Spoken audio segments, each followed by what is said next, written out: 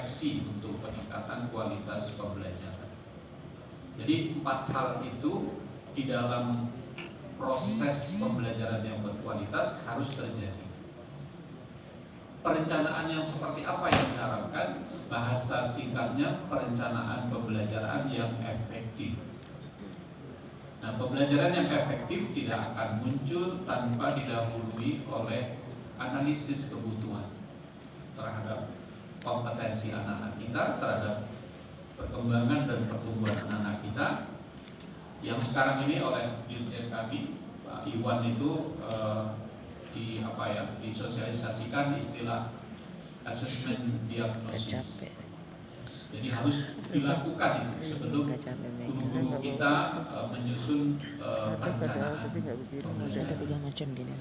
Kalau sudah pembelajarannya itu efektif, maka akan berimbas kepada strategi pelaksanaan pembelajarannya pasti akan efektif. Ya. Bagaimana guru-guru mampu melakukan penataan ruang belajar, ya, kemudian menerapkan metode pembelajaran yang sesuai pada saat berhadapan dengan anak-anak saat itu. Lalu yang ketiga adalah bagaimana muatannya, yang oleh para guru-guru PAUD kita tahu dikembangkan dari aspek-aspek perkembangan anak, kemudian juga sekarang dikaitkan dengan tadi KM itu ya, sudah tidak lagi istilahnya kita gunakan KI dan KJ, tetapi menggunakan istilah capaian pembelajaran. Sebenarnya bagi teman-teman yang di perguruan tinggi istilah itu sudah lama kita gunakan. Di perguruan tinggi kan menggunakan istilah capaian pembelajaran. Itu yang pertama Bapak Ibu. Kemudian yang keempatnya adalah asesmen. Nah yang kedua, untuk bisa mencapai kualitas layanan PAUD itu, kemitraan dengan orang tua menjadi sesuatu yang nggak bisa diabaikan. Ada yang bertanya, Pak Nas, kenapa harus bermitra dengan orang tua? Pertama, orang tua itu juga adalah pendidik. Bahkan pendidik yang pertama dan utama. Kata Pak Afidin itu, kalau umum madrasatul ula, ibu, orang tua itu adalah sekolahan yang pertama. Yang kedua, durasi anak di dalam satuan PAUD itu lama bersama orang tua, bukan bersama guru PAUD. Ya, setiap kita guru-guru bersama anak-anak di satuan PAUD itu hanya berapa persen dari 24 jam satu hari. Yang besar waktu habis bersama dengan orang tua. Dan yang ketiga, ini yang paling penting. Saya selalu mengatakan di mana-mana, walaupun yang menjadi guru PAUD itu seorang profesor doktor, tetapi kalau dia hanya memberikan stimulasi di satuan PAUD, tidak ada keberlanjutannya, anak-anak nggak akan tuntas perkembangan dan pertumbuhan. Jadi kesinambungan apa yang dilakukan di satuan PAUD itu harus dilanjutkan. Siapa yang melanjutkan? Adalah orang tua. Oleh karenanya kemitraan dengan orang tua menjadi sesuatu yang nggak bisa ditawar. Bentuknya kayak apa? Sederhananya satu, kemitraan dengan orang tua dengan cara membuat wadah komunikasi. Jadi sekarang canggih sudah eranya, wadah komunikasi bisa macam-macam. Tapi yang penting di saat wadah itu sudah terbentuk, isinya hanya satu, bicara tentang perkembangan dan pertumbuhan. Jangan bicara yang lain-lain.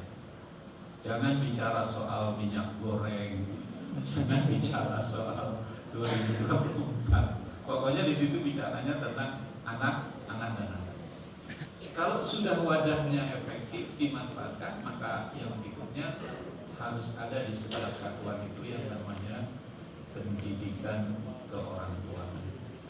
Jadi sekarang ini dituntut setiap satuan harus ada program istilahnya parenting, ya, program pengasuhan ya pada orang tua supaya dia juga memahami hal yang sama dengan para guru.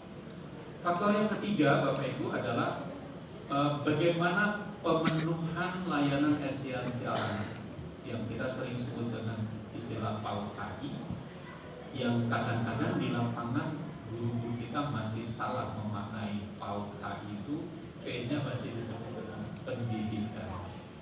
Padahal PAUD H itu P-nya adalah pengembangan. Jadi dia pelayanan kepada anak-anak. Nah, di sana ada minimal 8 indikator yang harus dipantau oleh satuan supaya pemenuhan layanan esensialnya itu dapat dilakukan. Dan yang keempat, saya percepat, sehebat apapun gurunya dalam melakukan proses pembelajaran, kalau kepala satuannya, kepemimpinannya itu tidak bisa mengelola sumber daya yang ada dan tidak jalan leadershipnya itu, ini juga tidak akan berhasil. Jadi kualitas kepemimpinan dan pengelolaan sumber daya di satuan itu harus dilakukan oleh kepala satuan. Ada satu hal yang membuat kita memang memahami kenapa kepala satuan itu banyak yang tidak paham tentang proses pembelajaran, karena satuan PAUD itu 98% dimiliki oleh masyarakat, yang oleh pemerintah TK-TK negeri hanya 2%. Kalau ada satu lembaga pendidikan PAUD yayasan yang memilikinya, merasa berhak untuk meletakkan kepala satuannya, siapa saja di sini. Padahal sekarang tidak bisa seperti itu. Harus orang-orang yang memang memahami istilah sekarang itu instructional leadership yang bagus. Itu yang pertama, teman-teman, peningkatan kualitas penyelenggaraan PAUD. Nah, yang kedua, ada hal yang harus kita cermati, bagaimana pemenuhan standar nasional pendidikan. SMP kita sudah berubah dari PP 19 menjadi PP 57 tahun 2001, lalu disempurnakan direvisi PP 14 ya, tahun 14 atau nomor 4, saya lupa, tahun 2022 nomor 4, yang tadinya ada 5 aspek perkembangan anak menjadi 6. Nah, itu sudah ada turunan-turunannya yang Pak Afidin tadi sebutkan. Teman-teman mungkin sudah menelaah Permendikbud nomor 5 tentang SKL, Permendikbud nomor 7 tentang standar isi, Permendikbud nomor 16 tentang standar proses, dan terakhir Permendikbud nomor 21 tentang standar penilaian. Nah, itu semuanya sudah dilengkapi dengan peraturan-peraturan untuk, saya senang tadi bahasa Pak Afidin sudah ditelaah oleh teman-teman, dan bagaimana nanti kita bisa mengimplementasikannya.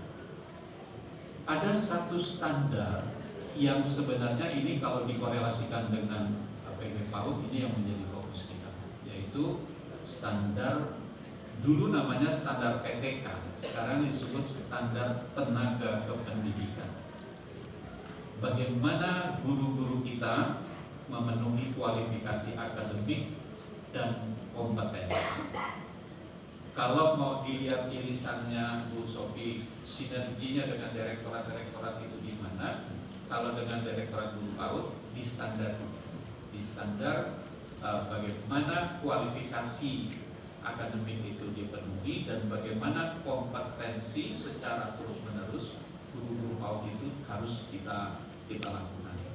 Selebihnya standar pengelolaan, sarpras, pembiayaan dan seterusnya itu saya kira nanti akan menyusul peraturan-peraturan. Jadi yang baru terbit dari turunan PP 57 itu baru 4. Ya, yang itu ekatnya Pak Afidin adalah soal yang tadi Bapak singgung, KM itu. Jadi bicara kurikulum itu bicara tentang SKL, bicara tentang isi, standar isi, bicara standar proses, bicara tentang standar penilaian. Yang sekarang oleh pemerintah diberi pilihan opsi, gitu ya. Opsinya itu boleh tetap kurikulum 2013 secara utuh, atau kurikulum 2013 yang disederhanakan karena kondisi khusus. Kalau nanti kondisi khususnya udah nggak ada, berarti yang utuh saja gitu. Atau sudah mulai mencoba melihat tentang kurikulum merdeka itu seperti apa. Jadi opsional, tapi pemerintah sudah mendorong kepada masyarakat, ya. Yang pertama, HM ini sudah diterapkan sesungguhnya di satuan-satuan PAUD yang menjadi sekolah penggerak. Ya, jadi PAUD-PAUD penggerak itu sejak 2021 sudah menerapkan penyempurnaan dari kurikulum Merdeka ini. Nah sekarang tahun 2022 di